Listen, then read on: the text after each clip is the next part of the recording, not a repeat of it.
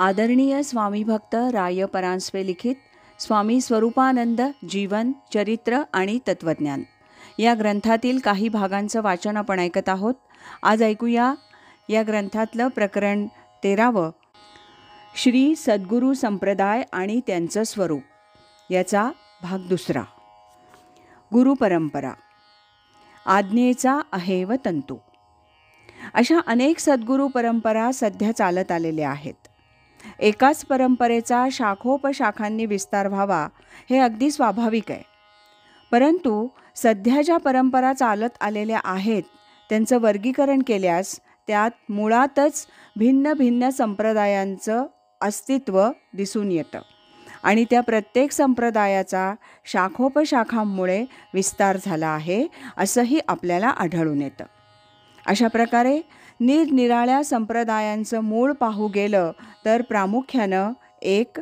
भगवान श्रीकृष्णांनी अर्जुन, उद्धव इत्यादिकांना केलेला उपदेश आणि उद्धवादिकांपासूनचा परंपरेनं आलेला बोध हा भगवान श्रीकृष्णांपासून चालत आलेला एक संप्रदाय म्हणावा लागेल.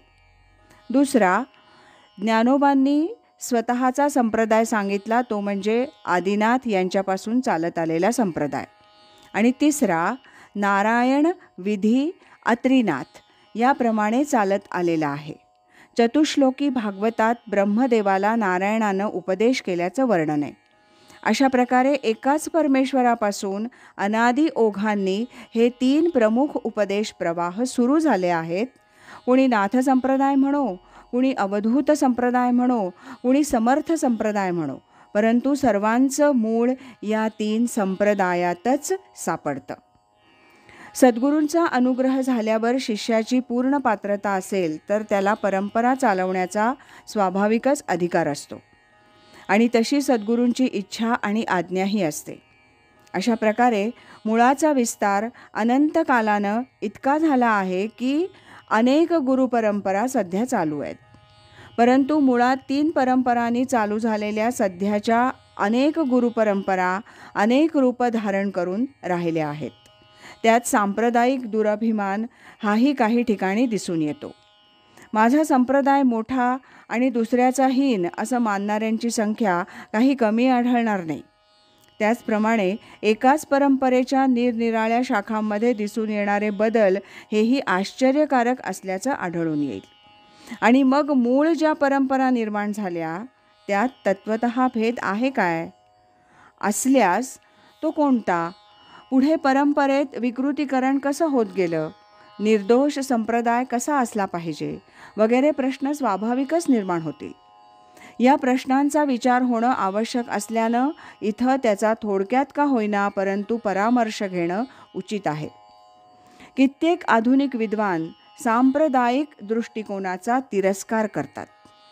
त्याचं कारण प्रत्येक संप्रदायात गीता, भागवत इत्यादी सद्ग्रंथांचा निरनिराळा अर्थ लावला जातो हे आहे.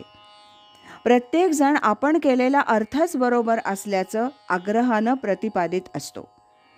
परंतु विचारी माणसाला हे पटू शकत नाही. बरोबर अर्थ हा एकच असणं शक्य आहे, परंतु सर्वच थोर मंडळी जेव्हा निरनिराळे अर्थ प्रतिपादन करू लागतात तेव्हा त्यांच्या विचारांबद्दल विचक्षण मनुष्याला शंका येऊ लागते आणि मग तो आपल्या बुद्धिबलावर विसंबून आपला असा स्वतंत्र अर्थ काढू लागतो. एकाच गीता ग्रंथाच्या आधारे निरनिराळ्या आचार्यांनी द्वैती, विशिष्टाद्वैती आणि अद्वैती संप्रदाय रूढ केल्याचं आपण पाहतच आहोत. त्याचप्रमाणे प्रत्येक संप्रदायातही परंपरेनं फरक पडून अनेक प्रकारचे वैचारिक भेद निर्माण झाल्याचं दिसून येतं. उपनिषद कालापासून तो त्यानंतरच्या प्रदीर्घ कालावधीत भरतखंडात आणि जगातही जे जे थोर पुरुष उत्पन्न झाले आणि ज्यांनी आत्मसाक्षात्काराच्या बळावर जडजीवांना मार्गदर्शन केलं, त्यातून एकवाक्यता निवडून काढणं हे दुर्घट कार्य आहे. अलीकडे थिऑसॉफी हाही एक गुप्त संप्रदाय प्रगटपणे जगापुढे आला आहे. या सर्व एकाच केंद्रबिंदूकडे जाणाऱ्या संप्रदायरूपी मार्गात कुठे एकत्वाचा धागा सापडतो का? हे पहावयाचं असेल तर आपण तत्त्वज्ञानाच्या सांप्रदायिक विस्तारात न गुरफटता मुळाकडे धाव घेणं अगत्याचं आहे. निर्विकल्प आणि निस्संदेह साधना होण्याच्या दृष्टीनं विचारवंतांना या गोष्टीची अत्यंत आवश्यकता आहे. कोणत्याही संप्रदायाचं खरं महत्त्व त्याचा मूळचा धागा म्हणजेच ज्ञानोबांच्या भाषेत आज्ञेचा अहेव तंतू कायम असण्यावरच आहे. म्हणून त्याचा विचार करणे उपयुक्त होईल.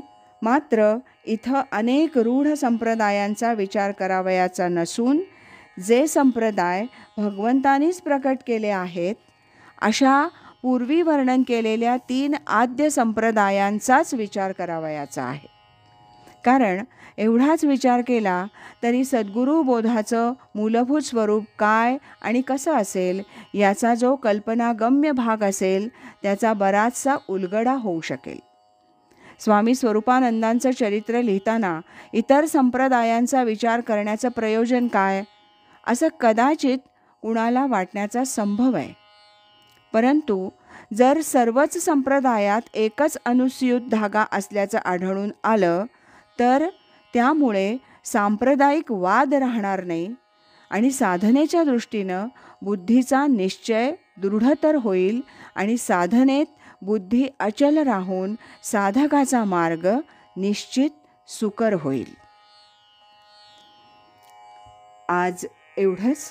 यानंतरचा भाग उद्या ऐकूया. श्रीमद सच्चिदानंद सद्गुरु श्री स्वामी स्वरूपानंद महाराज की जय. हरि ओम तत्सत.